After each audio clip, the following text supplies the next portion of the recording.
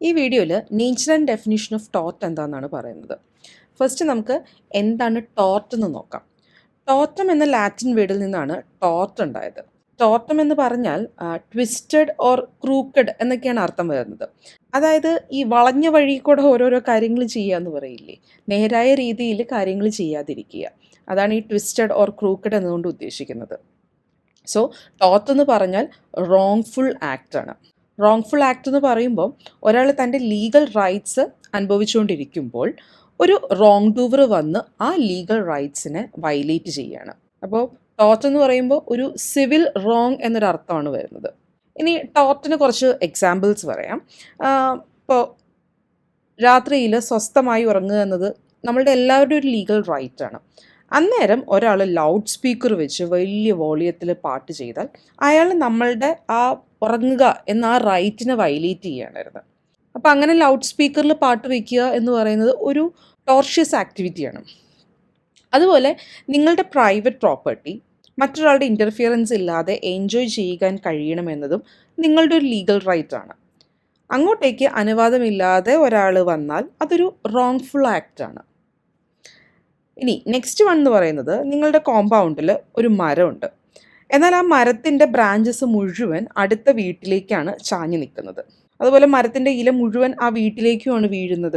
പിന്നെ നല്ലൊരു കാറ്റ് വന്നിട്ടുണ്ടെങ്കിൽ ആ മരം നമ്മുടെ ഈ നെയ്ബറിൻ്റെ വീടിൻ്റെ മുകളിലേക്ക് വീഴാനുള്ള ചാൻസസും ഉണ്ട്. ഇങ്ങനെ നിൽക്കണ നമ്മളുടെ ആ മരം ഉണ്ടല്ലോ, അത് നിലനിർത്തിക്കൊണ്ട് പോയിട്ടുണ്ടെങ്കിൽ അത് മറ്റ് വീട്ടുകാരുടെ ലീഗൽ റൈറ്റിനെ വയലേറ്റ് ചെയ്യാണ്. അവരെപ്പോൾ ഈ മരം വന്ന് വീഴും എന്ന് പേടിച്ചായിരിക്കും അവിടെ ജീവിക്കുന്നത്. അപ്പോൾ അവരുടെ ഒരു ലീഗൽ റൈറ്റ്, സമാധാനത്തോടെ അവിടെ ജീവിക്കാനായിട്ടുള്ള ഒരു ലീഗൽ റൈറ്റിനെയാണ് നമ്മൾ വയലേറ്റ് ചെയ്യുന്നത്. ഇനി മറ്റൊരു എക്സാമ്പിൾ പറയുകയാണെങ്കിൽ, ഇപ്പോൾ മറ്റൊരാളുടെ റെപ്യൂട്ടേഷനെ ബാധിക്കുന്ന രീതിയിൽ നമ്മൾ എന്തെങ്കിലും ഡിഫമേറ്ററി സ്റ്റേറ്റ്മെൻറ്റ്, അതായത് മാനഹാനി ഉണ്ടാക്കുന്ന എന്തെങ്കിലും പറഞ്ഞ് നടന്നിട്ടുണ്ടെങ്കിൽ അതും ലോ ഓഫ് ടോർട്ടിൻ്റെ കീഴിൽ വരും. ഇനി നമുക്ക് ടോർട്ടിൻ്റെ ആക്ച്വൽ ഡെഫിനിഷൻസിലേക്ക് പോകാം. നമ്മൾ മെയിനായിട്ട് ഇവിടെ രണ്ടുപേരുടെ ഡെഫിനിഷൻസാണ് നോക്കുന്നത്. ഒന്ന് സാൽമണ്ട് പറഞ്ഞ ഡെഫിനിഷനും രണ്ടാമത്തേത് വിൻഫീൽഡ് പറഞ്ഞ ഡെഫിനിഷനുമാണ്. സാൽമൻ്റെ ഡെഫിനിഷനിൽ പറയുന്നത് ടോർട്ട് ഒരു സിവിൽ റോങ് ആണ്. ഇതിൻ്റെ റെമഡി എന്ന് പറയുന്നത് നിയമപരമായ അൺലിക്വിഡേറ്റഡ് ഡാമേജസ് ആണ്. അൺലിക്വിഡേറ്റഡ് ഡാമേജസ് എന്ന് പറഞ്ഞാൽ സ്പെസിഫിക് ആയിട്ട് ഇത്രയാണ് നഷ്ടപരിഹാരം വരുന്നത് എന്ന് നമുക്ക് പറയാൻ പറ്റില്ല. അങ്ങനത്തെ ടൈപ്പ് ഓഫ് ഡാമേജസ് ആയിരിക്കും ടോർട്ടിൻ്റെ റെമഡി എന്ന് പറയുന്നത്. ഇനി സാൽമണ്ടി ഡെഫിനിഷനിൽ പറയുന്ന മറ്റൊരു കാര്യം, ടോർട്ട് എന്ന് പറയുന്നത് ബ്രാഞ്ച് ഓഫ് കോൺട്രാക്റ്റോ അല്ലെങ്കിൽ ബ്രാഞ്ച് ഓഫ് ട്രസ്റ്റോ അല്ലെങ്കിൽ അതുപോലെ വരുന്ന ഒബ്ലിഗേഷൻസോ ഒന്നും അല്ല എന്നാണ്. ഇനി വിൻഫീൽഡിൻ്റെ ഡെഫിനിഷനിൽ പറയുന്നത് ലോ ജനറലി നമ്മൾക്ക് എല്ലാവർക്കും കുറച്ച് ഡ്യൂട്ടീസ് ഫിക്സ് ചെയ്ത് വെച്ചിട്ടുണ്ട്. ഈ ഡ്യൂട്ടീസ് എന്തേലും നമ്മൾ ലംഘിച്ചിട്ടുണ്ടെങ്കിൽ അല്ലെങ്കിൽ ബ്രീച്ച് ചെയ്താൽ അവിടെ ടോർഷ്യസ് ലയബിലിറ്റി അറൈസ് ചെയ്യും. ഈ ബ്രീച്ച് റിഡ്രസ് ചെയ്യുന്നത് by an action for unliquidated damages ആയിരിക്കും. ഇനി ഈ രണ്ട് ഡെഫിനിഷനിലും പറയുന്ന കാര്യങ്ങളെ കുറച്ച് ഡീറ്റെയിൽഡ് ആയിട്ട് നമുക്ക് പറയാം. ഫസ്റ്റ് വൺ പറയുന്നത്, സാൽമൺ ഡെഫിനിഷനിൽ പറയുന്നുണ്ട് tort is a civil wrong എന്ന്. എന്താണതെന്ന് നോക്കാം. ടോർട്ട് എപ്പോഴും സിവിൽ റോങ് എന്ന കാറ്റഗറിയിലാണ് വരുന്നത്, which is different from criminal wrong. എന്തൊക്കെയാണ് ടോർട്ട് ആൻഡ് ക്രിമിനൽ റോങ്ങിൻ്റെ ഡിഫറൻസസ് എന്നാണ് ഈ സ്ലൈഡിൽ പറയുന്നത്. ഫസ്റ്റ് പോയിന്റ് പറയുന്നത്, ടോർട്ടിൽ ഒരു ഇൻഡിവിജ്വലിൻ്റെ പ്രൈവറ്റ് റൈറ്റ് വയലേഷൻസ് ആണ് പറയുന്നത്. എന്നാൽ ക്രൈമിലാണെങ്കിലോ വയലേറ്റ് ചെയ്യുന്നത് പബ്ലിക് റൈറ്റ് ആണ്. ഒരു മർഡർ നടന്നാൽ അത് ആ വ്യക്തിയെയോ അല്ലെങ്കിൽ അയാളുടെ ഫാമിലിയോ മാത്രം ബാധിക്കുന്ന ഒരു കാര്യമല്ല, എൻറ്റയർ സൊസൈറ്റിനെ ബാധിക്കുന്ന ഒരു വിഷയമാണ്. സോ ക്രൈം എന്ന് പറയുന്നത് എപ്പോഴും എഗെയിൻസ്റ്റ് സൊസൈറ്റിയാണ്. ഇനി സെക്കൻഡ് പോയിന്റ് പറയുന്നത്, ടോർട്ടിൽ വിക്ടിം തന്നെയാണ് സിവിൽ പ്രൊസീഡിങ്സ് റോങ് ഡൂവറിന് എതിരെ തുടങ്ങുന്നത്. എന്നാൽ ക്രൈം എഗെയിൻസ്റ്റ് ഹോൾ സൊസൈറ്റി ആയതുകൊണ്ട് ക്രിമിനൽ പ്രൊസീഡിങ് നടത്തുന്നത് സ്റ്റേറ്റ് ആണ്. ഇവിടെ സ്റ്റേറ്റ് എന്നതുകൊണ്ട് ഉദ്ദേശിക്കുന്നത് കൺസേൺഡ് ഗവൺമെൻറ് അതോറിറ്റീനെയാണ് കേട്ടോ. നമ്മുടെ സംസ്ഥാനം എന്ന് പറയുന്ന മീനിങ് അല്ല സ്റ്റേറ്റിന് വരുന്നത്. നിങ്ങൾ ഫസ്റ്റ് ഇയർ സ്റ്റുഡൻസ് ആയിരിക്കും ടോർട്ട് പഠിക്കുന്നത് എന്നുള്ളതുകൊണ്ട് ഞാനൊന്ന് ഡീറ്റെയിൽഡ് ആയിട്ട് പറഞ്ഞു എന്നേ ഉള്ളൂ. ഇനി തേർഡ് പോയിന്റ് പറയുന്നത്, ടോർട്ടിലെ റെമഡി എന്ന് പറയുന്നത് ഡാമേജസ് ആണ്, നഷ്ടപരിഹാരം. അത് റോങ് ഡൂവർ വിക്ടിമിന് കൊടുക്കണം for the injury caused by him. എന്നാൽ മോസ്റ്റ് ഓഫ് ദ ക്രിമിനൽ കേസസിലും കോമ്പൻസേഷൻ അല്ല റെമഡി. ചിലപ്പോൾ ഫൈൻ അടയ്ക്കാൻ പറയും റോങ് ഡൂവറിനോട്.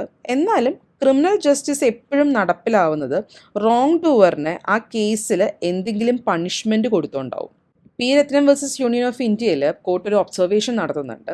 അതായത് ഈ ടോർട്ട് എന്നത് ഹാം എഗെയിൻസ്റ്റ് ഇൻഡിവിജ്വലും ക്രൈം എന്നത് ഹാം എഗെയിൻസ്റ്റ് സൊസൈറ്റിയും എന്നാണല്ലോ പറയുന്നത്. ഇങ്ങനെയാണെങ്കിലും ടോർട്ട് ആൻഡ് ക്രൈം തമ്മിൽ വലിയ വ്യത്യാസമൊന്നുമില്ല എന്നതാണ് കോർട്ടിൻ്റെ ഒരു ഒബ്സർവേഷൻ. ഇതിൻ്റെ ഒരു റീസൺ പറയുന്നത് എന്താണെന്ന് വെച്ചിട്ടുണ്ടെങ്കിൽ ഇൻഡിവിജ്വൽസ് ചേർന്നാണല്ലോ ഈ സൊസൈറ്റി ഉണ്ടാകുന്നത്. So harm to an individual is ultimately the harm to the society എന്നാണ് പറയുന്നത്. ഇനി സാൽമൻ്റെ ഡെഫിനിഷനിൽ പറഞ്ഞ tort is other than a mere breach of contract and breach of trust. ആ പോയിന്റിനെ കുറിച്ച് ഡീറ്റെയിൽഡ് ആയിട്ട് പറയാം. പലതരത്തിലുള്ള സിവിൽ റോങ്സ് ഉണ്ട്. അതിൽ ഒരു വിഭാഗം മാത്രമാണ് ഈ ടോർട്ട് എന്ന് പറയുന്നത്. അതുകൊണ്ടാണ് പറയുന്നത് all tort are civil wrong but all civil wrongs are not tort. ഇപ്പോൾ ബ്രീച്ച് ഓഫ് കോൺട്രാക്റ്റും ബ്രീച്ച് ഓഫ് ട്രസ്റ്റും എല്ലാം സിവിൽ റോങ്സ് ആണ്, പക്ഷെ അത് ടോർട്ടല്ല. ഈ കോൺട്രാക്റ്റ് എന്ന് പറയുന്നത് 2 or more പാർട്ടീസ് സ്വമേധയ ഇന്ന ഡ്യൂട്ടീസ് ഞാൻ ചെയ്യാം, ഇന്ന കാര്യങ്ങൾ നീ ചെയ്യുക എന്ന് പറഞ്ഞ് ഏർപ്പെടുന്ന ഒരു സംഭവമാണ് ഈ കോൺട്രാക്റ്റ് എന്ന് പറഞ്ഞാൽ. പക്ഷെ ടോർട്ടിൽ ഡ്യൂട്ടീസ് കൊടുക്കുന്നത് ലോയാണ്. ഫോർ എക്സാമ്പിൾ പറയുവാണെങ്കിൽ ഞാൻ നിങ്ങളുടെ കയ്യിൽ നിന്നൊരു റേഡിയോ സെറ്റ് വാങ്ങാമെന്ന് പറയുന്നു, എന്നിട്ട് വാങ്ങിയില്ലെങ്കിൽ അത് ഒരു മിയർ ബ്രീച്ച് ഓഫ് കോൺട്രാക്റ്റ് മാത്രമാണ്. അവിടെ ഒരു ലോ ഓഫ് ടോർട്ടിൻ്റെ യാതൊരുവിധ എലമെൻസും അവിടെ വരുന്നില്ല. എന്നാൽ ഞാൻ ഡ്യൂട്ടിയിലിരിക്കുന്ന ഒരു ഡോക്ടറും നിങ്ങൾ എൻ്റെ അടുത്ത് ചികിത്സയ്ക്ക് വരുന്ന ഒരു പേഷ്യൻറ്റുമാണെങ്കിൽ ഇവിടെ നിങ്ങൾക്ക് വേണ്ട ചികിത്സ തരിക എൻ്റെ ഒരു ഡ്യൂട്ടി ഓഫ് കെയർ ആണ്.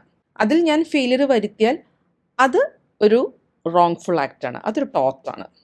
ഇനി അടുത്ത point, tort is redressable by an action for unliquidated damages. കോമ്പൻസേഷനായിട്ട് കോർട്ട് അനുവദിക്കുന്ന തുകയാണ് നമ്മൾ ഡാമേജസ് എന്ന് പറയുന്നത്. ഡാമേജ് എന്ന് പറഞ്ഞാൽ നഷ്ടവും ഡാമേജസ് എന്ന് പറഞ്ഞാൽ നഷ്ടപരിഹാരവുമാണ് കേട്ടോ. ആ ഡിഫറൻസ് നമ്മൾ എപ്പോഴും മനസ്സിലാക്കിയിരിക്കണം. ടോർട്ടിലെ മെയിൻ റെമഡി എന്ന് പറയുന്നത് ഈ ഡാമേജസ് ആണ്. ഒരു റോങ് നടന്നു കഴിഞ്ഞാൽ അതുമൂലം ഉണ്ടായ ഹാം ഇല്ലാതാക്കാൻ സാധിച്ചെന്ന് വരില്ല. സോ ഈ damages is for satisfying the injured party. Damages എത്രയാണ് എന്ന് സ്പെസിഫിക് അല്ലാത്തത് കൊണ്ട് അൺലിക്വിഡേറ്റഡ് ഡാമേജസ് ആണ് ടോർട്ടിൽ. ഈ അൺലിക്വിഡേറ്റഡ് ഡാമേജസിൻ്റെ ഒരു എക്സാമ്പിൾ പറയുകയാണെങ്കിൽ, ഇപ്പോൾ ഒരാളുടെ വാച്ച് നശിപ്പിച്ചിട്ടുണ്ടെങ്കിൽ ആ വാച്ചിൻ്റെ വിലയാണ് അതിൻ്റെ ഡാമേജസ് ആയിട്ട് നമ്മൾ കൊടുക്കേണ്ടി വരുന്ന തുക. എന്നാൽ ഒരാളുടെ റെപ്യൂട്ടേഷൻ എന്തെങ്കിലും കോട്ടം പറ്റിയാലോ നമുക്കതിന് ഇത്ര എമൗണ്ട് എന്ന് പറയാൻ പറ്റുമോ? പറ്റില്ല. അതാണ് അൺലിക്വിഡേറ്റഡ് ഡാമേജസ് എന്ന് പറയുന്നത്. അതുപോലെ ടോർട്ട് കേസ് കോർട്ടിൽ വന്നാൽ കോർട്ട് തൻ്റെ ഡിസ്ക്രിപ്ഷൻ ഉപയോഗിച്ച് എത്രയാണ് ഈ ഡാമേജസ് എന്ന് ഡിസൈഡ് ചെയ്യും. എന്നാൽ breach of trust or breach of കോൺട്രാക്റ്റിലൊക്കെ ആണെങ്കിൽ ഡാമേജസ് ലിക്വിഡേറ്റഡ് ആയിരിക്കും. ആ പാർട്ടീസ് മുന്നേ തന്നെ ഡിസൈഡ് ചെയ്ത് വെച്ചിട്ടുണ്ടാവും, നീ എന്തെങ്കിലും ഒരു പ്രശ്നം ഉണ്ടാക്കിയാൽ ഇത്രയായിരിക്കും നമ്മളുടെ എമൗണ്ട് വരുന്നതെന്നുള്ളത്. ടോർട്ടിൻ്റെ കേസിലാണെങ്കിൽ ടോർട്ട് നടന്നു കഴിഞ്ഞായിരിക്കും ചിലപ്പോൾ പാർട്ടീസ് തമ്മിൽ ആരാണെന്ന് പോലും അറിയുന്നത്. അപ്പോൾ ഇത്രയൊക്കെയാണ് നേച്ചർ ആൻഡ് ഡെഫിനിഷൻ ഓഫ് ടോർട്ടിൽ വരുന്ന കാര്യങ്ങൾ. മെയിനായിട്ട് ഓർക്കേണ്ട കാര്യം എന്ന് പറഞ്ഞാൽ, 1, tort is a civil wrong. 2, it is different from breach of contract and breach of trust. 3rd one, remedy for tort is unliquidated damages.